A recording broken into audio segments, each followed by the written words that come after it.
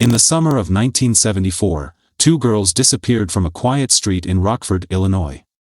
What happened next would haunt this industrial city for 25 years, not because the truth was impossible to find, but because the person responsible had been hiding in plain sight the entire time, protected by assumptions no one thought to question until it was almost too late. Before I reveal how a single photograph, forgotten in a box for decades, would eventually expose a killer who'd convinced an entire community of his grief, go ahead and subscribe. These stories are told to make sure the truth doesn't disappear with time. Rockford sits in the northern part of Illinois, about 90 miles from Chicago. In the mid-70s, it was a city built on manufacturing, machine tools, fasteners, furniture, the kind of place where families had lived for generations, where neighbors knew each other's routines, where children played outside until the streetlights came on.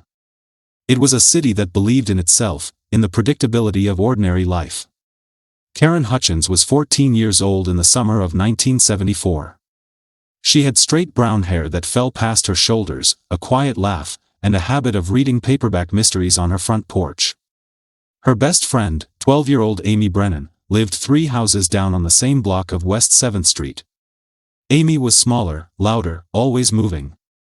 The two of them had been inseparable since Amy's family moved to the neighborhood 2 years earlier. On the afternoon of July 19, 1974, both girls were seen walking east on 7th Street just after 3 o'clock. Karen wore cut-off jeans and a yellow t-shirt. Amy had on a denim skirt and sandals. They were heading toward the corner store, a small shop that sold candy, soda, magazines. It was a walk they'd made dozens of times before. They never made it to the store. By 6 that evening, both families were calling neighbors. By 8, police were searching the surrounding blocks. By midnight, Rockford understood that something terrible had entered its borders. The initial search involved more than 100 volunteers. People walked through alleys, checked garages, knocked on doors. Rockford wasn't a small town, but it wasn't so large that 2 missing children could simply vanish without someone noticing. The police set up a command center at the station on 11th Street. Tips came in slowly at first, a man in a green car seen near the school, a stranger asking questions at a gas station. None of them led anywhere. Karen's mother, Patricia Hutchins, was a nurse at Rockford Memorial Hospital. Her father, Robert, worked at a tool and die shop on the east side. They were practical people, steady people. But in those first days, they moved through their home like they'd forgotten how to occupy space. Patricia kept making sandwiches no one ate. Robert drove the same streets over and over, as if repetition could change the outcome. Amy's parents, Dennis and Laura Brennan, were younger, less rooted. Dennis managed a hardware store. Laura stayed home with Amy and her younger brother, Michael, who was 8. Laura had a way of talking that made everything sound like it was going to be fine, even when it wasn't. But by the 3rd day, even she had stopped saying the girls would come home. What no one realized at the time was that the answer was already forming in a place no one was looking. On July 22, 3 days after the girls disappeared, a man named Leonard Voss walked into the Rockford Police Department. He was 31 years old, tall, with thinning blonde hair and glasses that made him look older than he was. He taught 7th grade science at Jefferson Middle School, where Karen had been a student the year before. He lived alone in a small house on the north side, about 2 miles from where the girls were last seen. Voss told the officer at the desk that he wanted to help. He said he'd known Karen from school, that she was a good student, quiet but curious. He said he'd been following the news and couldn't stop thinking about her. He offered to join the search efforts. He offered to put up flyers. He asked if there was anything he could do. The officer thanked him and took his name. It was the kind of gesture people appreciated in a moment like that. A teacher stepping forward. A concerned citizen. Rockford was a place where that sort of thing still meant something. Voss became a regular presence over the next few days. He showed up at the volunteer center. He handed out missing person flyers at intersections. He spoke to reporters, saying he hoped the girls would be found safe, that the community was doing everything it could. People remembered him as earnest, maybe a little awkward, but sincere. On July 26, a fisherman found the bodies. They were in the Rock River, about 6 miles south of the city, caught against the concrete supports of a railroad bridge. Both girls were still clothed. There were no immediate signs of sexual assault, though the medical examiner would later confirm that both had been strangled. Time of death was estimated to be within hours of their disappearance. The discovery changed everything and nothing. Rockford had been holding its breath, hoping for a miracle. Now it had to exhale into something worse. The question was no longer whether the girls were alive. It was who had done this, and why.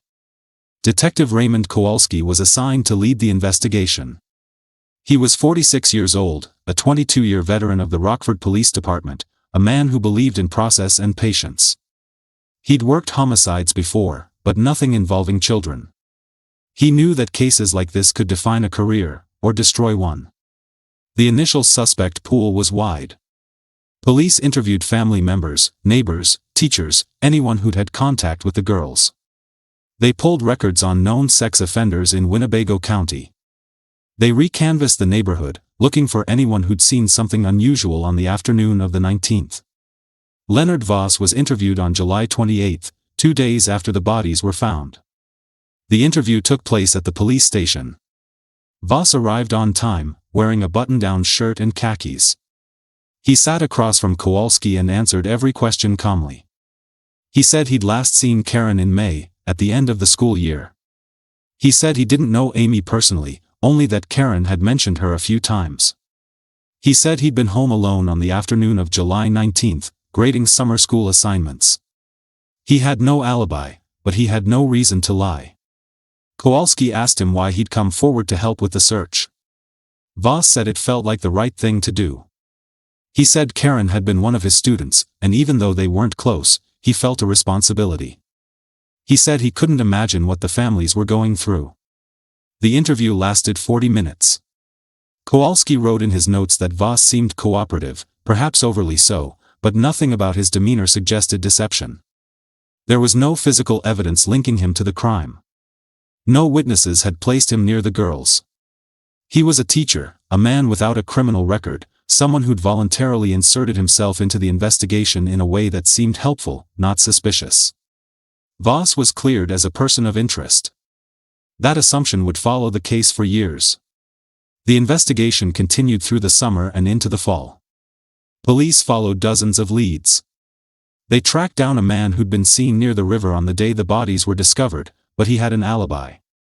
They investigated a rumor about a van that had been parked on 7th Street for several days in July, but the owner was a deliveryman with no connection to the girls.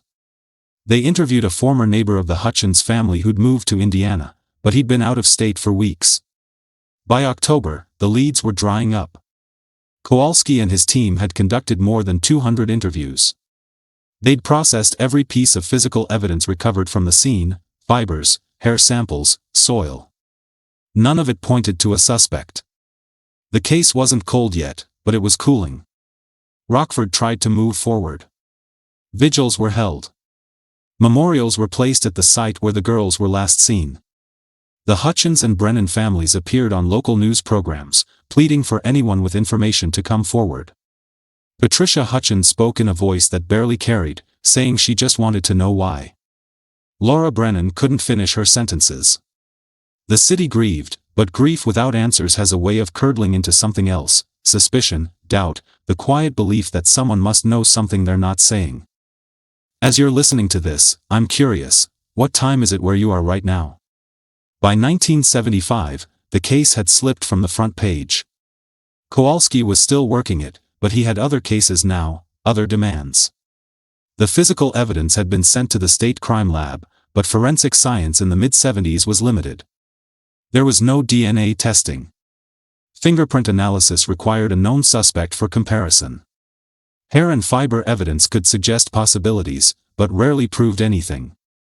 The families tried to build lives around the absence. Patricia Hutchins returned to work at the hospital, though her colleagues said she was never quite the same. Robert Hutchins stopped talking about Karen after a while, not because he'd forgotten, but because speaking her name out loud made it harder to function. The Brennans stayed in Rockford for another year, then moved to Wisconsin. Laura couldn't stand living on the same block where Amy had disappeared. Leonard Voss continued teaching. He stayed at Jefferson Middle School through the 1975-76 school year, then transferred to a different school across town.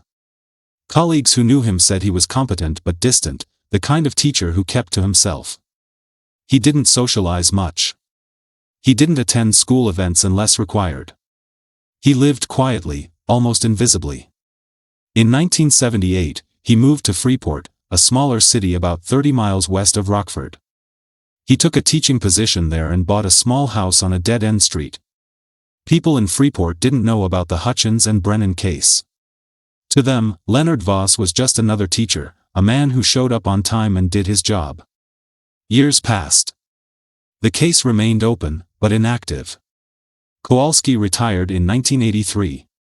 The case files were transferred to a younger detective named Michael Garrett, who reviewed them once and filed them away. There were no new leads. No witnesses had come forward. The evidence pointed nowhere. By the mid-80s, most people in Rockford had stopped talking about Karen Hutchins and Amy Brennan. The families hadn't forgotten, but the city had. That's what time does. It doesn't erase trauma, it just moves it to a place where it's easier to ignore. But some things don't stay buried. In 1992, Patricia Hutchins was diagnosed with lung cancer. She'd been a smoker for years, though she'd quit after Karen's death. The cancer was aggressive. Doctors gave her 6 months. She made it 8. Before she died, she asked her husband to promise her something. She wanted the case reopened. She wanted someone to care about Karen again, even if it didn't lead anywhere. Robert promised, though he didn't know how to keep that promise. After Patricia's death, Robert reached out to the Rockford Police Department. He spoke to Detective Garrett, who was still technically assigned to the case. Garrett was sympathetic but realistic. He explained that without new evidence or new witnesses, there wasn't much the department could do. The case was nearly 20 years old. Most of the original investigators had retired. The physical evidence was still in storage, but it had been analyzed as thoroughly as the technology of the time allowed. Robert Hutchins went home and put his wife's request in a drawer, next to the photographs of Karen he couldn't bring himself to look at. Paste break 4. In 1996, a journalist named Sarah Millen was hired by the Rockford Register-Star. She was 28 years old, new to the area, ambitious in the way young reporters often are. She'd grown up in Springfield, studied journalism at the University of Illinois, and wanted to do work that mattered. She wasn't interested in covering city council meetings or high school football games. She wanted stories that had weight. One afternoon in early 1997, Millen was going through the newspaper's archive, looking for story ideas. She came across a series of articles from July 1974 about the disappearance and deaths of Karen Hutchins and Amy Brennan. She read through them slowly, taking notes. The coverage had been extensive at first, then sporadic, then non-existent. She wondered what had happened to the case. Millen requested the police files through a Freedom of Information Act request. She was told the case was still open, which meant most of the files were exempt from public disclosure. But she was able to obtain the initial incident reports, witness statements, and some of the early investigative summaries. She started making calls. She tracked down Robert Hutchins, who was still living in Rockford. He agreed to meet her at a diner on State Street. He was 71 years old by then, his hands shaking slightly as he stirred his coffee. He told her about Karen, about the kind of girl she'd been, about the promise he'd made to his wife. He told her he didn't think the police had ever really looked hard enough. Millen also found Laura Brennan, who was living in Madison, Wisconsin. Laura was hesitant at first, but eventually agreed to talk. She said she thought about Amy every day. She said she'd never understood why someone would hurt 2 children and just walk away. She said she didn't trust that the police had done everything they could. Millen spent weeks researching. She reviewed old case files, interviewed retired detectives, spoke to people who'd lived on 7th Street in 1974. She wasn't trying to solve the case, she was a journalist, not an investigator, but she wanted to understand why it had gone cold, and whether there was any possibility of it being reopened. In March 1997, the Register-Star published the first in a series of articles Millen had written about the case. The headline read, 23 years later, two families still wait for answers. The series ran for 5 days. Millen wrote about the girls, the investigation, the lack of resolution. She interviewed forensic experts who explained how advancements in DNA technology might be applied to old evidence. She spoke to victims' advocates who argued that cold cases deserved continued attention. She didn't name suspects or make accusations. She simply asked the question, what happened to Karen Hutchins and Amy Brennan? The response was immediate. People in Rockford who'd forgotten about the case were reminded. Younger residents who'd never heard of it were introduced. Tips started coming into the police department, most of them useless, but a few worth following up on. One of those tips came from a woman named Eleanor Marsh. Eleanor Marsh was 64 years old in 1997. She'd lived in Rockford her entire life, worked as a librarian at the public library downtown. She was the kind of person who noticed details, who remembered things other people forgot. She called the police department in April, a few weeks after Millen's articles were published. She asked to speak to someone working on the Hutchins-Brennan case. She was transferred to Detective Vincent Torres, who'd been assigned to review cold cases part-time. Torres took the call in a small office on the 3rd floor of the station. He didn't expect much. Most tips on old cases were based on faulty memory or wishful thinking. But Eleanor Marsh wasn't calling with a theory. She was calling with a memory. She told Torres that in the summer of 1974, she'd been working at the library's main branch on Wyman Street. A few weeks after the girls disappeared, a man had come in and asked to use the photocopier. This wasn't unusual, people used the library's copier regularly, but something about the interaction had stayed with her. The man had been copying photographs. Eleanor had noticed because he'd been very careful about it, adjusting the settings, checking the quality. She'd glanced at one of the images and seen 2 young girls standing in front of a house. She hadn't thought much of it at the time, but after the girls' bodies were found, she'd remembered the man and wondered if it meant anything. She'd never reported it. She'd convinced herself it was probably nothing, that the man was likely just a family member making copies for a memorial or something similar. But after reading Millen's articles, the memory had come back. And now, more than 20 years later, she was wondering if she should have said something sooner. Torres asked her if she could describe the man. Eleanor said she wasn't sure, it had been so long, and she hadn't paid close attention. But she thought he'd been tall, blonde, maybe in his 30s. She thought he'd been wearing glasses. Torres felt something shift in his chest. He asked if she'd be willing to come to the station and look at some photographs. Eleanor said she would. The next day, Torres pulled together a photo lineup. He included 6 men who roughly matched Eleanor's description, tall, blonde, wearing glasses, in their 30s in 1974. One of the men in the lineup was Leonard Voss, whose name appeared in the original case files as a witness who'd been interviewed and cleared. Torres showed the lineup to Eleanor. She studied each photograph carefully, taking her time. Then she pointed to the 3rd picture. Leonard Voss. She said she couldn't be certain, but something about his face felt familiar. She said if she had to guess, that was the man she'd seen at the library.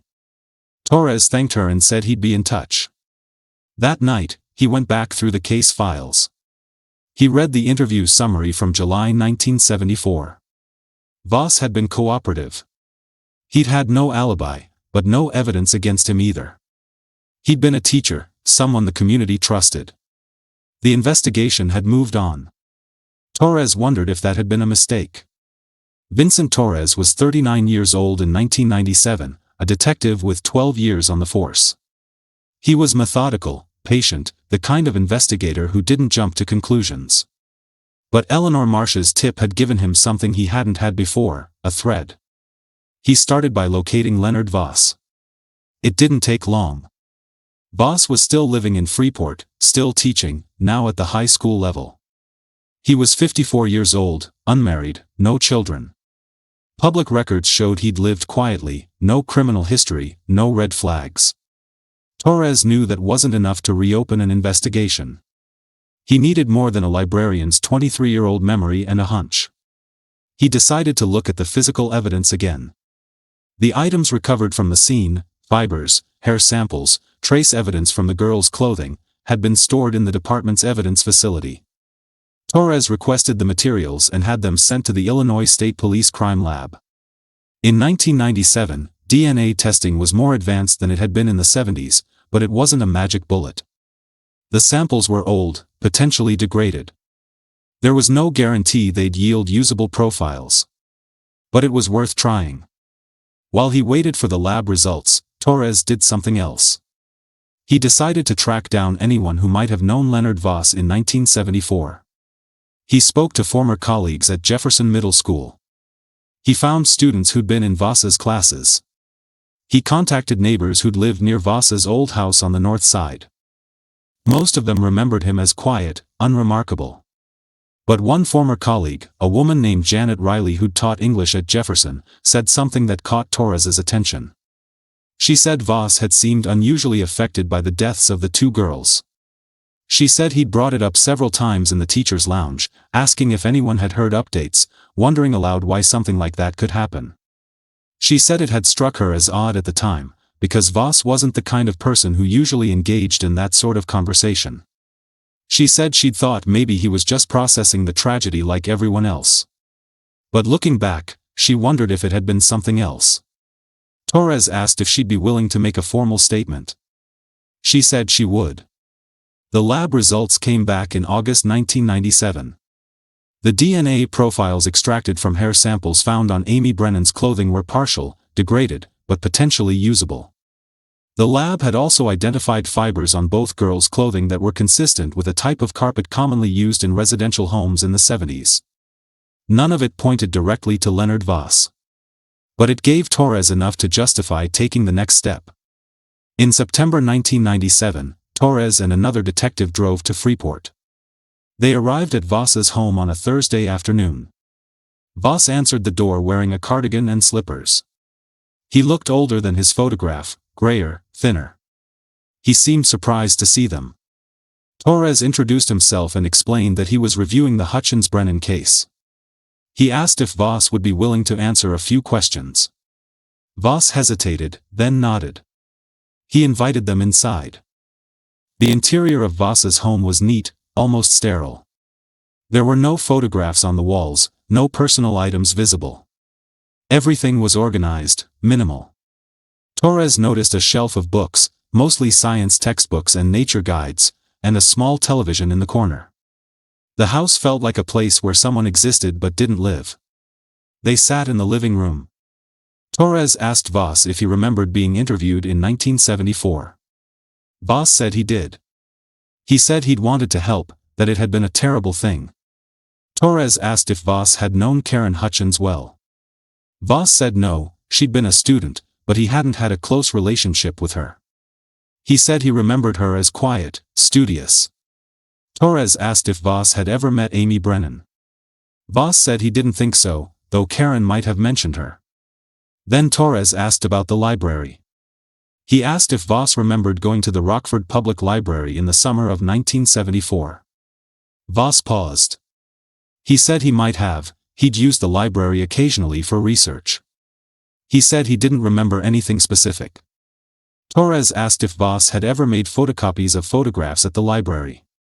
Voss looked down at his hands. He was quiet for a long time. Then he said he didn't think so. Torres noticed the hesitation. He asked again, more directly this time.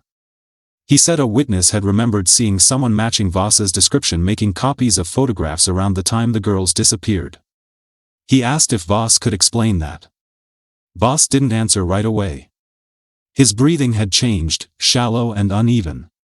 He folded his hands in his lap and stared at the floor. Finally, he said he'd like to speak to a lawyer. Torres and the other detective left. They didn't arrest Voss, they didn't have enough for a warrant yet. But Torres knew something had shifted. The hesitation, the request for a lawyer, those weren't the responses of someone with nothing to hide. Over the next few months, Torres continued building the case. He obtained a warrant to search Voss's home. The search was conducted in November 1997. Investigators found boxes of old papers in the basement, school records, teaching materials, personal correspondence. They also found a photograph. It was in a manila envelope, tucked inside a box labeled 1974. The photograph showed two young girls standing in front of a house. They were smiling. One was wearing a yellow t-shirt. The other wore a denim skirt. Karen Hutchins and Amy Brennan.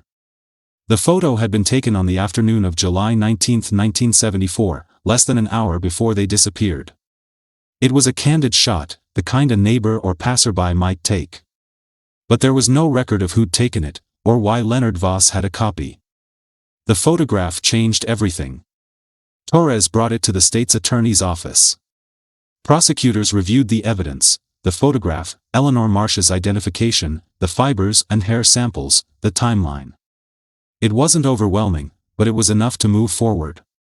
In January 1998, Leonard Voss was arrested at his home in Freeport. He was charged with 2 counts of first-degree murder in the deaths of Karen Hutchins and Amy Brennan. He did not resist. He did not speak. The news traveled quickly. Rockford, a city that had spent nearly a quarter-century without answers, suddenly had a suspect. But the reaction wasn't entirely relief, it was also disbelief. Voss had been a teacher.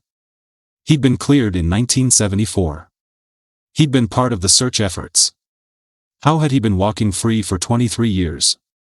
Robert Hutchins was 72 years old when he heard about the arrest. He sat in his kitchen and cried for the first time since his wife had died. Laura Brennan, reached by phone in Wisconsin, said she didn't know whether to feel grateful or furious.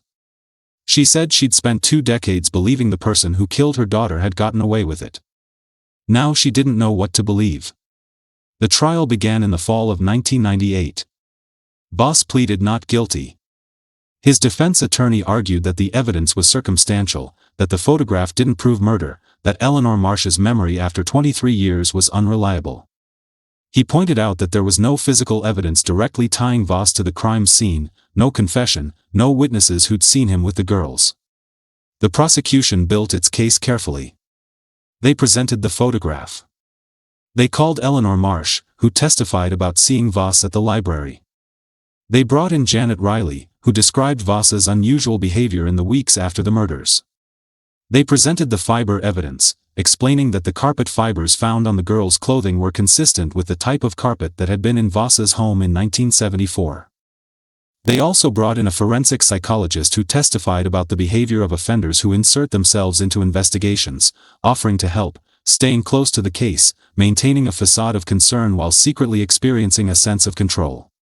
But the most damaging testimony came from someone unexpected. A former neighbor of Voss's, a man named Roger Daly, came forward during the trial. He testified that in July 1974, he'd seen Voss washing his car late at night, around midnight, which had struck him as odd. He said he'd thought about mentioning it to police at the time, but hadn't seen the point. It wasn't illegal to wash a car. Looking back, he said, it seemed like the kind of thing someone might do if they were trying to get rid of evidence. The defense tried to discredit the testimony, arguing that Daly's memory was unreliable, that he was seeking attention. But the damage was done. The trial lasted 6 weeks. The jury deliberated for 3 days. On November 12, 1998, they returned a verdict, guilty on both counts. Leonard Voss was sentenced to life in prison without the possibility of parole. He showed no reaction as the sentence was read. He was escorted out of the courtroom in handcuffs, his face blank. But the story didn't end there. In March 1999, 5 months after his conviction, Leonard Voss requested a meeting with prosecutors. He said he wanted to make a statement. His attorney advised against it, but Voss insisted. The meeting took place at the Winnebago County Jail. Vincent Torres was present, along with the lead prosecutor and a court reporter. Voss sat across from them, hands folded on the table. He said he wanted to explain what had happened. He said he'd seen the girls that afternoon, walking toward the store. He said he'd been driving, on his way home from an errand. He said something had come over him, he didn't know how to describe it. An impulse. A thought that wouldn't leave. He said he'd pulled over and offered them a ride. He said they'd seemed hesitant at first, but he'd told them he was a teacher, that he knew Karen from school. He said they'd gotten in the car. He said he'd driven them to his house, told them he wanted to show them something for a science project. He said they'd followed him inside because they trusted him. He said what happened next wasn't planned. He said he'd panicked when he realized they might tell someone. He said he'd put his hands around Karen's throat, then Amy's. He said it had been fast. He said he hadn't meant for it to happen that way. He said he'd kept the photograph because he wanted to remember that they'd trusted him. He said he didn't know why he'd made copies at the library, maybe he thought if he acted normal, no one would suspect. He said he'd spent 25 years pretending it hadn't happened, pretending he was just another person grieving for 2 children he'd killed. He said he was tired of pretending. The confession was recorded, transcribed, entered into the record. It didn't change the sentence. Voss was already serving life, but it gave the family something they'd been waiting for since 1974. The truth. Robert Hutchins was informed of the confession by phone. He listened quietly, thanked the officer, and hung up. He sat in his living room for a long time, looking at the photographs of Karen he'd finally been able to put on the wall after Patricia died. He didn't feel relief. He didn't feel closure. He felt something quieter, a kind of acknowledgement that his daughter's death hadn't been forgotten, that the person responsible had finally been held accountable. Laura Brennan's reaction was different.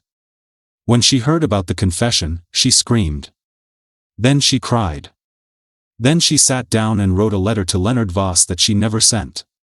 In it, she said she hoped he understood that Amy had been afraid in those final moments, that she'd trusted him and he'd betrayed that trust in the worst way imaginable.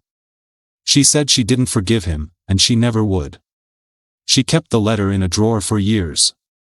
The case of Karen Hutchins and Amy Brennan is not a story about forensic breakthroughs or dramatic courtroom revelations. It's a story about patience, persistence, and the refusal of a few people to let a crime be forgotten. It's about a journalist who decided to ask questions no one else was asking. It's about a librarian who trusted her memory after 23 years. It's about a detective who looked at an old case file and saw not a dead end, but a thread worth pulling. And it's about 2 families who waited nearly a quarter-century for justice, not because the system worked perfectly, but because a few people refused to accept that time alone could erase what had happened. Leonard Voss is still in prison. He's 79 years old now, serving his sentence at Pontiac Correctional Center in central Illinois. He's never expressed remorse beyond the confession he gave in 1999. He's never explained why he inserted himself into the investigation, why he kept the photograph, why he maintained the pretense for so long. Some questions don't have answers. Robert Hutchins died in 2004, 6 years after Voss's conviction. Before he passed, he told his remaining family members that he believed Patricia had known, somehow, that the case would eventually be solved. He said he'd kept his promise to her, even if it had taken longer than either of them had hoped. Laura Brennan still lives in Wisconsin. She's in her 70s now, a grandmother. She doesn't talk about Amy often, but when she does, she speaks about her as she was, a 12-year-old girl who loved roller skating and bubblegum and her best friend. She says she's grateful that Voss was caught, but she'll never understand how someone could do what he did and then live among people for decades as if nothing had happened. Sarah Millen, the journalist whose articles reignited interest in the case, went on to cover other cold cases in Illinois. She said in interviews that the Hutchins-Brennan case taught her that stories don't end just because the news cycle moves on. She said that sometimes the most important work a journalist can do is to refuse to let a story die. Vincent Torres retired from the Rockford Police Department in 2015. He's spoken publicly about the case a few times, usually to emphasize the importance of reviewing cold cases with fresh eyes. He said that Eleanor Marsh's phone call, one small tip from one person who'd held onto a memory for more than 20 years, was the difference between justice and nothing. Rockford has changed since 1974. The city's population has shifted, industries have closed, new generations have grown up without any memory of the summer 2 girls disappeared. But the case is still remembered by those who lived through it, still taught as part of the city's history. There's a small memorial in a park on the west side, near where Karen and Amy used to play. 2 plaques with their names, their dates of birth and death. People still leave flowers there, even now, decades later. If you believe Karen and Amy deserved someone to keep pushing for the truth, hit that subscribe button. Trolls won't. These stories exist because some lives are worth remembering, even when the world tries to move on without them. What happened to Karen Hutchins and Amy Brennan is a reminder that justice doesn't always arrive when it should. Sometimes it takes decades. Sometimes it depends on a single person deciding to speak up, or a single investigator deciding to look one more time, or a single journalist deciding that a story from 23 years ago still matters. It's a reminder that the people who hurt children, who exploit trust and use authority as a shield, don't always look like monsters. Sometimes they look like teachers. Sometimes they live quietly, unremarkably, hiding in plain sight while families wait and wonder and grieve. It's also a reminder that time doesn't erase accountability. Leonard Voss spent 25 years believing he'd gotten away with it. He was wrong. The truth has a way of surfacing, even when it's buried under decades of silence. It might take a librarian's memory, or a detective's instinct, or a journalist's refusal to let go. But it surfaces. And when it does, it matters. Not because it brings back what was lost, nothing can do that. But because it says that some things are unforgivable, that some lives are worth fighting for, that justice, however delayed, is still worth pursuing.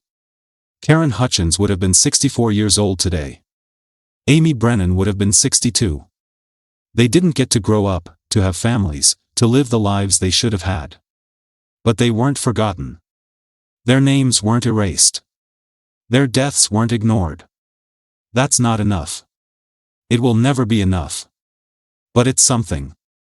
Rest in peace, Karen. Rest in peace, Amy.